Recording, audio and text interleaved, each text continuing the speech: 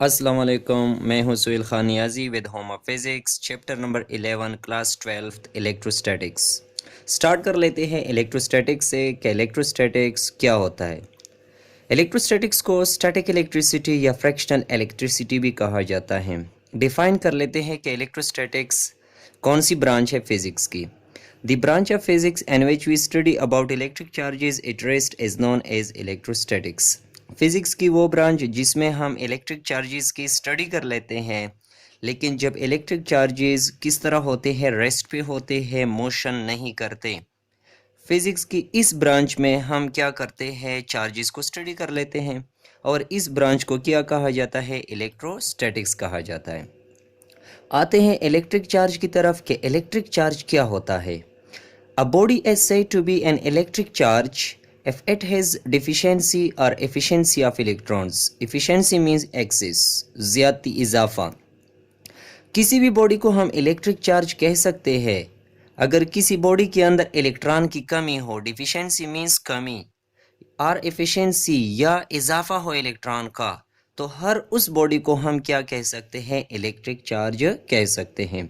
यानी अगर किसी बॉडी के अंदर इलेक्ट्रॉन की कमी आ जाए, नॉर्मल हालात से किसी बॉडी के अंदर इलेक्ट्रॉन का इजाफा हो जाए या नॉर्मल हालात से किसी बॉडी के अंदर इलेक्ट्रॉन में कमी आ जाए, तो फिर हम क्या कर सकते हैं, उस बॉडी को इलेक्ट्रिक चार्ज कह सकते हैं।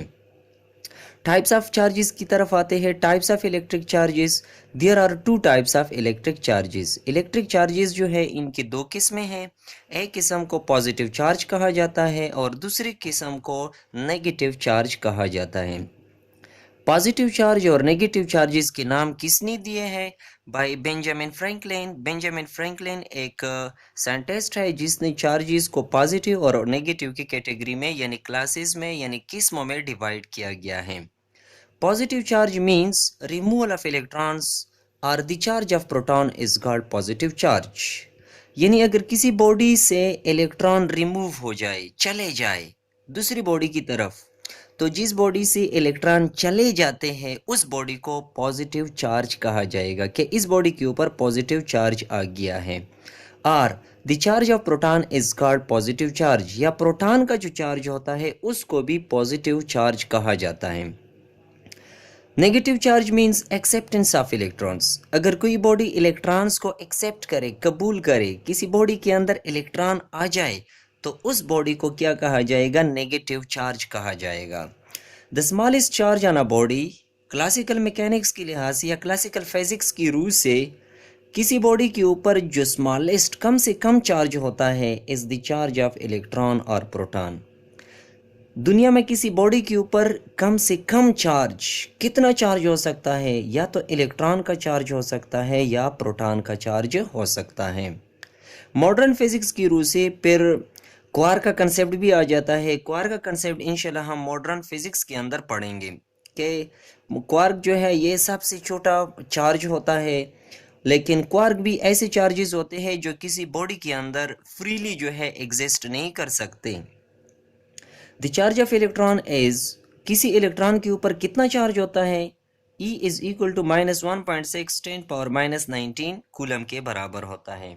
The charge of proton is +1.6 10 raise to the power -19 coulomb. यानी इलेक्ट्रॉन के ऊपर जो चार्ज है इनको नेगेटिव कंसीडर किया जाता है और प्रोटॉन के ऊपर जो चार्ज होता है उनको पॉजिटिव कंसीडर किया जाता है। और ये दोनों चार्जेस मैग्नीट्यूड के लिहाज से इक्वल होते हैं, उनके मैग्नीट्यूड सेम होते हैं, क्योंकि ये भी 1.6 10 raise to the power -19 coulomb है और ये भी 1.6 10 raise to the power -19 coulomb है। सिर्फ इनके साइन का फ़र्क है, नेचर का फ़र्क है।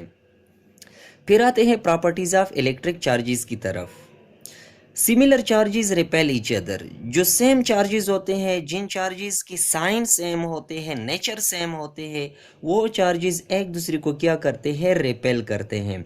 रिपल्शन का मतलब ये है कि वो एक दूसरे के ऊपर फोर्सेस लगाएंगे। फोर्सेस किस तरह होंगे कि एक बॉडी यानी एक चार्ज दूसरी चार्ज को अपने से दूर हटाएगा, यानी इन चार्जेस के दरमियान रिपल्शन पाया जाएगा। रिपल्शन असल में क्या होता है, एक फोर्स होता है कि जो सेम चार्जेस होते हैं वो एक दूसरे को क्या करेंगे, रिपेल करेंगे, एक दूसरे से दूर जाने की कोशिश करेंगे। और वो पॉजिटिव पॉजिटिव भी हो सकते हैं और नेगेटिव नेगेटिव भी हो सकते हैं। मतलब ये है कि नेगेटिव चार्ज और नेगेटिव चार्ज के दरमियान फोर्स ऑफ रिपल्शन पाया जाएगा। ये चार्ज इस चार्ज से दूर जाएगा, दोनों चार्जेस एक दूसरे से दूर जाने की कोशिश करेंगे, ये चार्जेस भी एक दूसरे से दूर जाने की कोशिश करेंगे। And dissimilar charges attract each other. जो डिफरेंट चार्जेस होते हैं, मीन्स अगर एक पॉजिटिव चार्ज होता है दूसरा नेगेटिव चार्ज होता है, वो एक दूसरे को क्या करेंगे, अट्रैक्ट करेंगे। अट्रैक्शन का मतलब भी क्या होता है, फोर्स होता है। ये चार्ज इस चार्ज को अपनी तरफ अट्रैक्ट करेगा और ये वाला चार्ज इस चार्ज को अपनी तरफ अट्रैक्ट कर लेगा। फिर आते हैं electric charge is quantized. Quantization का मतलब क्या है, The electric charge on a body is always the integral multiple of charge of electron or proton. Quantization का मतलब ये है कि किसी बॉडी के ऊपर जो चार्ज होता है वो इलेक्ट्रॉन के चार्ज या प्रोटॉन के चार्ज का इंटेग्रल मल्टीपल होगा। इंटेग्रल मल्टीपल का ये मतलब है कि डिस्क्रीट नंबर में होगा। It means that charge cannot exist in fraction form on a body. Simply बात यह है कि किसी बॉडी के ऊपर जो चार्ज होता है वो फ्रैक्शन फॉर्म में नहीं आ सकता, यानी किसी बॉडी के ऊपर 1.2 इलेक्ट्रॉन नहीं आ सकते, किसी बॉडी के ऊपर 2.5 प्रोटॉन नहीं आ सकते। यानी प्रोटॉन की तादाद या इलेक्ट्रॉन की जो तादाद होती है ये फ्रैक्शन फॉर्म में नहीं होती बल्कि इंटीग्रल फॉर्म में होती है। Simply it means that the charge on a body will be like, किसी बॉडी के ऊपर जो चार्ज होगा वो किस तरह होगा, +-1, +-2, +-3, +-4 and so on times the charge of electron or proton। यानी किसी बॉडी के ऊपर अगर ये चार्ज है तो ये चार्ज किस चीज़ के बराबर होगा, हम उसके साथ एक एंटीजर मल्टीप्लाई करेंगे। एंटीजर जो है +-1 भी हो सकता है, +-2 भी हो सकता है, +-3 भी हो सकता है, +-4 भी हो सकता है एंड सो ऑन। यानी फ्रैक्शन में ये कोई नंबर नहीं आ सकता। Integer multiplied by charge of electron, electron के ऊपर जो चार्ज है जिसे हमने पढ़ लिया कि 1.6 10⁻⁻19 कूलम के बराबर होता है, उस चार्ज के साथ हम क्या करेंगे, एक एंटीजर को मल्टीप्लाई करेंगे। अगर हम चार्ज को क्यू से रिप्रेजेंट करें और एंटीजर को +-n से रिप्रेजेंट करें और चार्ज ऑफ इलेक्ट्रॉन को ई से रिप्रेजेंट करें जो कि बराबर है 1.6 10⁻⁻19 कूलम के, तो क्वांटाइजेशन के लिए हमारे पास फार्मूला होगा कि किसी बॉडी के ऊपर जो चार्ज होता है that is equal to +-n into E के बराबर। यहाँ पर क्यू क्या है, चार्ज को रिप्रेजेंट करता है, n क्या है, +-1, +-2, +-3 एंड सो ऑन के बराबर है, और ई क्या है, यहाँ पर चार्ज ऑफ इलेक्ट्रॉन के बराबर है। एग्जाम्पल देते हैं, चार्ज ऑफ 1 इलेक्ट्रॉन किस चीज़ के बराबर होगा, Q will be equal to E, n will be equal to -1।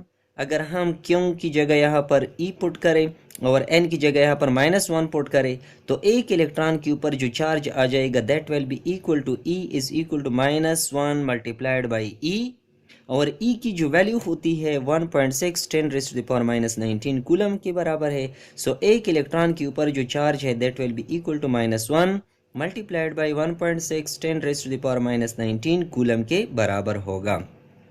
यानी एक इलेक्ट्रॉन के ऊपर जो चार्ज होगा that is equal to -1.6 into 10⁻⁻19 coulomb के बराबर। इसी तरह 2 इलेक्ट्रॉन का चार्ज कितना चार्ज होगा, तो हम क्या करेंगे, 2 को E के साथ मल्टीप्लाई करेंगे, यानी 2 हमारे पास n की जगह आ जाएगा -2 मल्टीप्लाइड बाई E की वैल्यू कितनी होती है 1.6 10⁻⁻19 कूलम। जब इन दोनों वैल्यूज को हम मल्टीप्लाई करते हैं that will be equal to -3.2 into 10⁻⁻19 coulomb के बराबर। इसी तरह 3 इलेक्ट्रॉन का चार्ज होगा 3 इंटू ई, और 3 की वैल्यू यहाँ पर -3 मल्टीप्लाइड बाई 1.6 10⁻⁻19 कूलम के बराबर।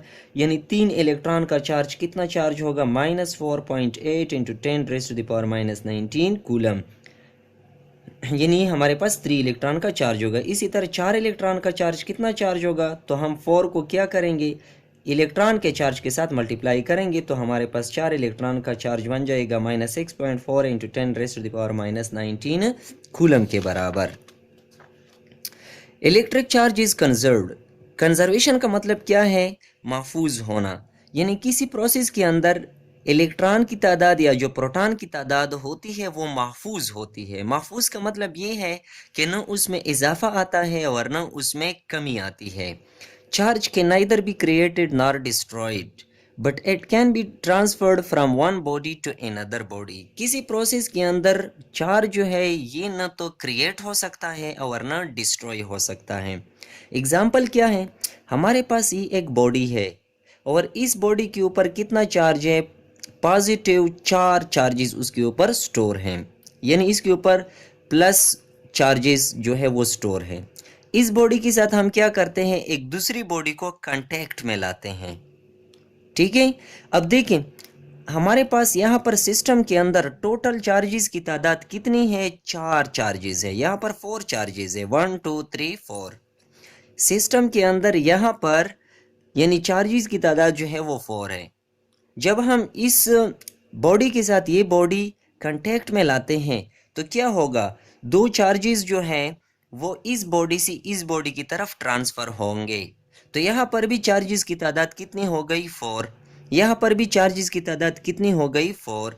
तो देखिए किसी आइसोलेटेड सिस्टम के अंदर इनिशियली कितने चार्जेस थे, 4।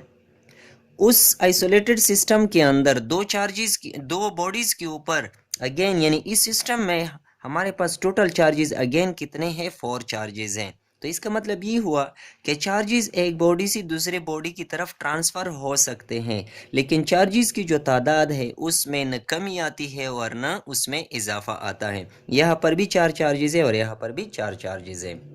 Means charge transferred from body number 1 to body number 2.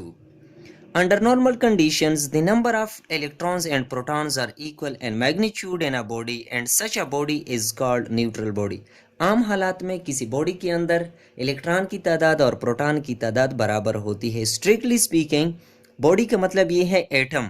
किसी एटम के अंदर प्रोटॉन की तादाद और इलेक्ट्रॉन की तादाद बराबर होती है, तो इसका मतलब ये है कि नॉर्मल कंडीशन में कोई एटम जो होता है ये क्या होता है, न्यूट्रल एटम होता है। The electric charge is an intrinsic property as well as a physical quantity. Electric charge जो है ये एक इंट्रिंसिक प्रॉपर्टी है। जिस तरह किसी बॉडी का मास जो है ये इंट्रिंसिक प्रॉपर्टी है, गॉड गिफ्टेड प्रॉपर्टी होती है, नेचुरल प्रॉपर्टी होती है, इसी तरह इलेक्ट्रिक चार्ज जो है ये भी क्या होता है, एक इंट्रिंसिक प्रॉपर्टी होती है as well as a physical quantity, और ये एक फिजिकल क्वांटिटी भी होती है। मींस इलेक्ट्रिक चार्ज को मेजर किया जा सकता है और हर मेजरेबल क्वांटिटी को फिजिकल क्वांटिटी कहा जाता है। आते हैं जब ये हमारे पास फिजिकल क्वांटिटी है तो हर फिजिकल क्वांटिटी का यूनिट भी होता है। इलेक्ट्रिक चार्ज का एसआई यूनिट जो होता है वो कूलम के बराबर होता है, यानी उसको कूलम कहा जाएगा। कूलम का मतलब ये है ampere multiplied by second. Ampere multiplied by second का मतलब ये है कि जब हम करंट को टाइम के साथ मल्टीप्लाई करते हैं तो ये हमें क्या देता है, तो इससे हमें चार्ज हासिल होता है। इलेक्ट्रिक चार्ज की सीजीएस यूनिट जो होती है उसको ईएसयू कहा जाता है, मींस इलेक्ट्रोस्टैटिक यूनिट, या स्टेट कूलम भी उसको कहा जाता है, या फ्रैंकलिन भी उसको कहा जाता है। सीजीएस सिस्टम का मतलब ये है सेंटीमीटर ग्राम सेकंड सिस्टम के अंदर इलेक्ट्रिक चार्ज का जो यूनिट होता है वो ईएसयू यानी इलेक्ट्रोस्टैटिक यूनिट या स्टेट कूलम या फ्रैंकलिन के बराबर होते हैं, या उसको फ्रैंकलिन कहा जाता है। इलेक्ट्रिक चार्ज का जो कमर्शियल यूनिट होता है जिसको हम प्रैक्टिकली यूज़ करते हैं, जिस तरह बैटरीज़ के ऊपर लिखा होता है, आप अपनी मोबाइल फ़ोन की बैटरी को निकालें उसके ऊपर लिखा होता है मिली एम्पेयर आवर।